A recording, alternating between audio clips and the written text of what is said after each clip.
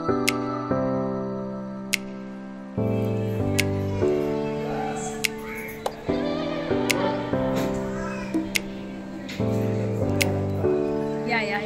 ग नमस्कार, मी कविता मराठी मध्ये तुम्हा सगळ्यांचं स्वागत करते। खूप दिवसानंतर मी ब्लॉग सुरू केलेला आहे, कारण मध्ये खूप साऱ्या गोष्टी सुरू होत्या, इकडे जा तिकडे जा, काही नवीन सुरुवात केलेली आहे, त्यासाठी सुद्धा आपल्याला वेळ द्यावाच लागतो, त्यामुळे सुद्धा तिथे बिझी होते आणि मग याकडे थोडंसं दुर्लक्ष झालं आणि जरा इथे खूप काही चालू होतं यूट्यूबवर इकडे तिकडे, आणि काय म्हणतात ना, आपले ऑलरेडी व्ह्यूज कमी येते आणि त्यामध्ये ह्या सगळ्या गोष्टी सुरू असल्यामुळे अजून व्ह्यूज डाऊन झालेले होते, मग थोडंसं डिमोटिवेट व्हायला होतं, पण परत स्वतःला उभं करायचं असतं, त्यामुळे मग परत सुरुवात केली आहे। आणि सुरुवात पण अशी केली आहे की खूप काहीतरी छान घडणार आहे, छान असं एकदम मेमोरेबल आहे, जे खूप वर्षापासून सगळेजण याची वाट पाहत होते, ते काहीतरी आता फुलफिल होणार आहे। तर ते सगळं तुमच्यासोबत म्हटलं शेअर करावं, आणि हे आपल्या आठवणीच्या खजान्यांमध्ये सुद्धा एक इन्क्लूड राहील। आणि मी मस्त मेहंदी वगैरे लावलेली आहे छान, कारण आज आम्हाला निघायचं आहे गावी, तर तुम्हाला वाटेल की मेहंदी वगैरे लावली आहे मस्त, तर लग्न असेल तर नाही, लग्न कुणाचंच नाही आहे, पण लग्नासारखाच एक समारंभ आहे आमच्या आयुष्यातला, तर तो होणार आहे, आणि त्यासाठी आता आम्ही सगळे निघाले आहेत। पप्पा पण आलेत माझ्याकडे इथे, आणि पप्पा आणि आम्ही सगळेजण निघालेत, आणि आई वगैरे तर ऑलरेडी तिथे पोचलेले आहेत, तर हळूहळू तुम्हाला कळेल, आणि त्याचे छान छान व्हिडिओज मला करायचे आहेत, कारण की या सगळ्या गोष्टी नेहमीसाठी लक्षात ठेवायच्या असतात, आणि जेव्हा आपण असे व्हिडिओज बनवतो तेव्हा त्या गोष्टी नेहमीच लक्षात राहतात, त्यासाठी म्हणून तर आजची एक छान अशी गोष्ट। तर चला आजचा व्हिडिओ सुरू करते, आणि प्लीज व्हिडिओला भरपूर प्रेम द्या, जेणेकरून अजून मोटिवेट व्हायला होईल आणि नवीन नवीन गोष्टी करता येईल मलासुद्धा। या सगळ्यातून ना ही हौस आहे, तर वेळ काढणं थोडंसं कठीण जाते, पण नक्कीच काढेन, कारण ही हौस आहे, तर हौस जपलीच पाहिजे, आपला छंद आपण जपलाच पाहिजे, बरोबर की नाही। तर चला आजच्या दिवसाची सुरुवात झालेली आहे, सगळ्या बॅगा वगैरे सगळं पॅक झालेलं आहे। आज संध्याकाळी 7 वाजताची आमची ट्रेन आहे, मी नागपूरची म्हटल्यावर आम्ही विदर्भ एक्सप्रेसने निघणार आहोत, आणि सोबत बहीणसुद्धा असणार आहे। तर ऑल फॅमिली खूप दिवसांनी खूप वर्षांनी असं होणार आहे की सगळी फॅमिली एकत्र भेटणार आहे आम्हाला, तर खूप छान वाटते, आणि हे कलर कॉम्बिनेशन पण खूप मस्त वाटते। आणि ही जी नेलपेंट आहे ना, ही आता डीमार्टमध्ये बघा मिळते, त्याला आय थिंक 149ला 4 कलर शेड जे मिळतात ना, त्याचा ब्रँड नाही आठवते मला काहीतरी आहे, तर तिथनं मी घेतलेली होती, छोट्या छोट्या बॉटल्स आहेत, आणि चालते पण चांगली, आणि रंग पण चांगले आहेत एकदम, तर छान आहे, जर तुम्हाला वाटलं तर घेऊ शकता, इवन गिफ्ट करायला पण चांगली आहे ही गोष्ट। तर आमचा प्रवास सुरू झालेला होता, आणि आता संध्याकाळी 4 वाजता आम्ही निघालो, त्यामुळे गर्दी बऱ्यापैकी कमी होती, आणि आम्हाला जायचं होतं CSTला, छत्रपती शिवाजी महाराज टर्मिनलला। मोस्ट ऑफली आम्ही दादरवरून बसतो, नागपूर ट्रेन जर पकडायची असेल तर, पण आता पप्पांसोबत होते, तर जरा हळूहळू व्यवस्थित सुखरूप जावं, त्या हिशोबाने घाई गडबड नको, म्हणून आम्ही तिकडे जाण्याचं ठरवलं। आणि हे बाप लेक, आणि आम्ही आधी एवढेच निघालेलो होतो, पप्पा, मी, माझा मुलगा आणि गार्गी, पण त्यानंतर आम्हाला ऑफिसमधून डायरेक्टली भेटलेत माझे मिस्टर, आणि मग आम्ही दादरला भेटलो, आणि मग आम्ही पुढे निघालो, आणि खूप वर्षानंतर मी इथे आलेली होती, नाही खूप वर्षानंतर नाही म्हणता येणार, काही महिन्याआधी कदाचित गेलेले होते मी, तर आलेले होते मी छत्रपती शिवाजी महाराज टर्मिनल्स इथे। आणि इथे आल्यानंतर ना सगळ्यात आधी आठवतं ते म्हणजे जे काही घडलेले होते 26/11चा प्रकार, आणि तो सगळा वेदांतला आम्ही सविस्तर सांगत होतो काय कसं ते। आणि इथे आम्ही ट्रेनच्या खूप आधी आलेलो होतो, त्यामुळे बराच वेळ होता आमच्याकडे, जवळजवळ 1 तास होता आमच्याकडे, त्यामुळे असं टाईमपास चालू होता। आणि गार्गी इथे रडत होती, कारण की तिला असं वाटत होतं की आता ट्रेन सुटणार आणि मम्मी पप्पा खाली राहतील आणि ती तिथेच राहील, तिला खाली पण नाही बसायचं होतं आणि तिथे पण नाही, तर असा गोंधळ सुरू होता। आणि मग मस्त शांत थंड हवा, आणि खिडकीची सीट म्हणजे मस्तच, आणि पूर्ण रात्रभराचा प्रवास झाला, आणि हे होतं सकाळचं वातावरण, जवळजवळ 5-6चं वातावरण होतं सकाळचे, आणि गावचं वातावरण, थंडगार हवा, मस्त थंडावा होता, आणि हे सगळं धुकं पसरलेलं होतं, आणि आजूबाजूला सगळी शेती होती। आता नागपूरला सगळीकडे तुरीच्या शेंगा असतात, तर तूर सगळीकडे लागलेली असेलच।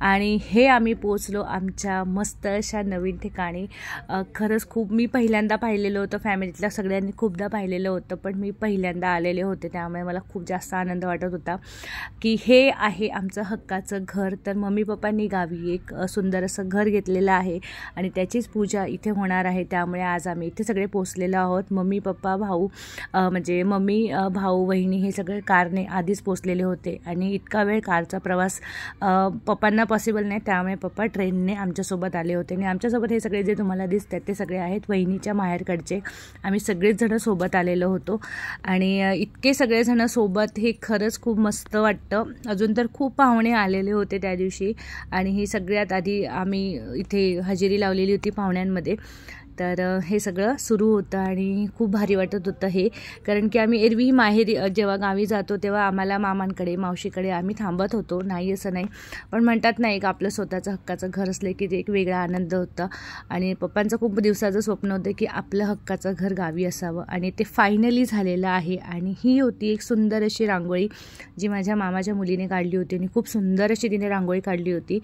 तर नातं आलेल्या सर्वांचं सहर्ष स्वागत आहे आमच्या नवीन घरामध्ये. तर तुम्हाला आता प्रत्येकालाच ही गोष्ट तुम्ही अनुभवू शकता की जेव्हा आपलं हक्काचं घर असतं, कुठेही म्हणा, गावी म्हणा किंवा आपल्या कुठल्याही आपण राहत्या ठिकाणी म्हणा, तो आनंद वेगळाच असतो. आणि पूजेची सगळी छान तयारी सुरू होती आणि सगळीकडे मस्त आवाज, गोंगाट, मुलांची मस्ती. इथे या सगळ्या जाऊबाई आहेत, ह्या तिघी पण जावा आहेत, पण जे मावशीच्या सुना, मामाच्या सुना, अशा सगळ्या.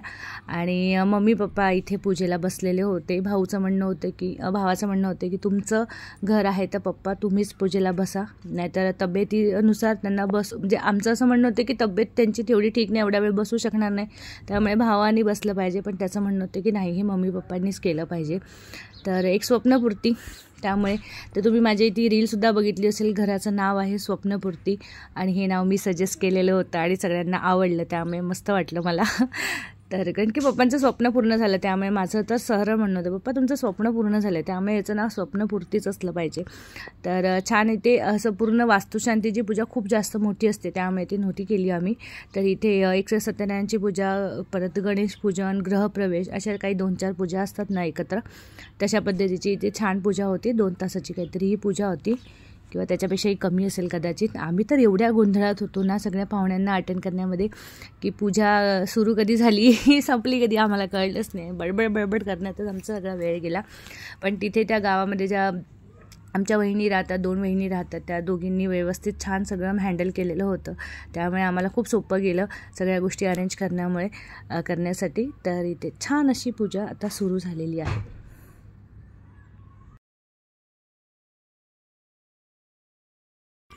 तर हे होतं पूजेचं स्थान घरातलं, म्हणजे इथे तुम्ही या साईडला मंदिर ठेवू शकता अशा हिशोबाने. तर इथे छान आधी सारवून घेतलं, म्हणजे हळदीने पूर्ण छान लेपन करून घेतलेलं होतं. त्यानंतर त्यावर स्वस्तिक वगैरे काढलं, त्यानंतर त्याच्यावर पाट ठेवला, परत त्यावर स्वस्तिक काढलं, मग त्याच्यावर एक पत्रावळी ठेवलेली होती आणि मग त्यावर स्वस्तिक काढून मग एक कलश ठेवलेला होता. तर ही सगळी प्रोसिजर ब्राह्मण सांगत होते आणि मम्मी करत होती. आणि हे सगळं अजून 1.25 महिना तरी अजिबात हलवायचं नाही, तिथून अजिबात त्याची जागा हलवायची नाही. तिथे दिवा वगैरे लावलेला होता, त्याचं पूजन केलं आणि अशा पद्धतीने ते पूर्ण कलश स्थापन झालेला होता घरामध्ये, नवीन किचनमध्ये. आणि ही किचनमधली जागा आहे, तर तिथे हे स्थापन झालेलं होतं. आणि ही पूजेचं स्थान एकदम व्यवस्थित असं छान तयार झालेलं होतं. याच्याचवर थोडीशी रॅक आहे. आता गावी बघा अशा प्रकारच्या लाद्या वगैरे ऑलरेडी भिंतीमध्ये असतात, तर तिथेच एक छोटंसं पूजाघर बनवलेलं होतं मम्मीने. आता हळूहळू सगळ्या गोष्टी त्यामध्ये इन्क्लूड होत जाणार, कारण की नवीन संसार थाटल्यासारखंच आहे मम्मी पप्पांचा आता छोटासा असं झालेलं आहे. काही महिने ते लोक तिथे राहतील, मग काही महिने इथे राहतील, म्हणजे त्या नवीन घरात राहण्याचा अनुभवसुद्धा घेतला पाहिजे ना, त्यासाठी मग आता तिथे राहतील ते लोक. तर म्हणून मग इथूनच सगळे थोडे भांडे किंवा माझ्याकडे जे काही एक्स्ट्रा भांडी होती ती, परत नवीन काही गोष्टी विकत घेतलेल्या होत्या, काही जुन्या संसारातल्या गोष्टी, तर असं छान छोटं करत मस्त आम्ही किचन सेट करून दिलं होतं. मम्मीचं सगळं किराणा वगैरे भरणं सुरू होतं, पाहुणे खूप होते. पण ते दिवस ना खरंच खूप छान गेलेत, मस्त आठवणीत राहिलेत. कारण की असं काही प्रसंग असतो, जेव्हा लग्न प्रसंग असतो तेव्हाच आपण सगळे भाऊबंद सगळे भेटतो, त्याशिवाय कोणाला भेट होत नाही. आणि लग्न झाल्यावर तर अजून जास्तच भेट होत नाही, आधी तरी भेटत होतो पण आता होत नाही. पण ह्या प्रसंगामुळे खूप जण भेटले, सगळेच जण भेटले. तर इथे आईने छान असे त्यांचे हाताचे छापे मारलेले होते. आणि इथे आपल्या इथे 2-2च मारतात, ह्या ब्राह्मणांनी 5-5 मारायला सांगितले होते. तरी म्हटले दे मग मी घराला रंगवून आता, असं सुरू होतं. ते इथे बघा हे छोटंसं देवघर आहे ना, ते मुंबईवरून आई घेऊन गेलेली होती आणि छोटासा देवपाट इथे मांडलेला आहे. आता काही दिवसांनी इथे छोटंसं मंदिर तयार होईलच, आई घेईलच. तर अशी आमची ही छान अशी पूजा संपन्न होत होती, मस्त अशी.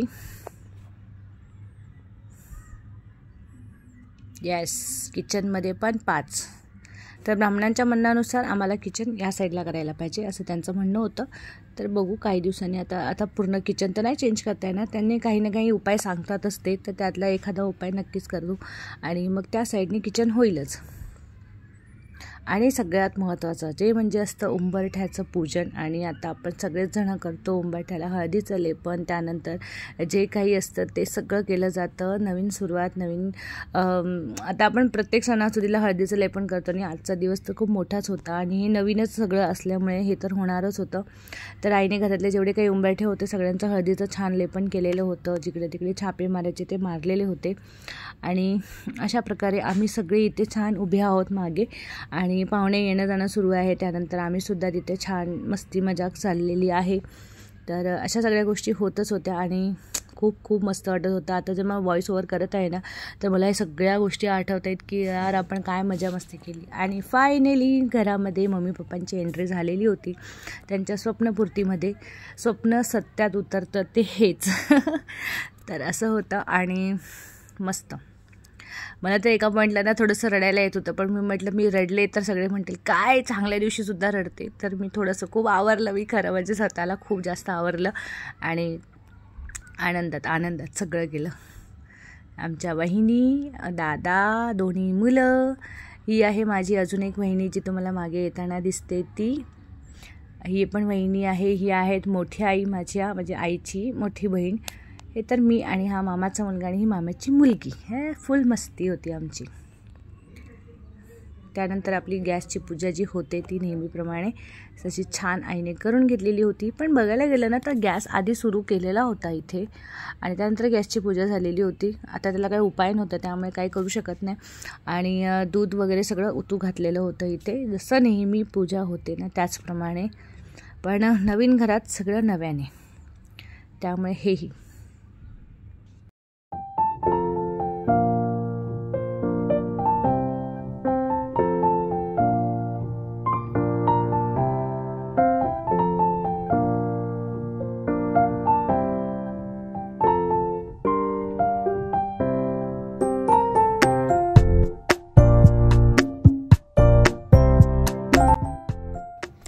तर ही होती घराची बॅक साईड. मी तुम्हाला दाखवण्याचा प्रयत्न करते. असं वर पण एक घर आहे, 2 मजली घर आहे हे आमचं. तर पुढून पण पायऱ्या आहेत, मागून पण पायऱ्या आहेत असं दाखवत होते, पण ते काही जमलं नाही. आणि ही आहे माझी आत्ते बहीण जी खूप वर्षांनी भेटलेली होती.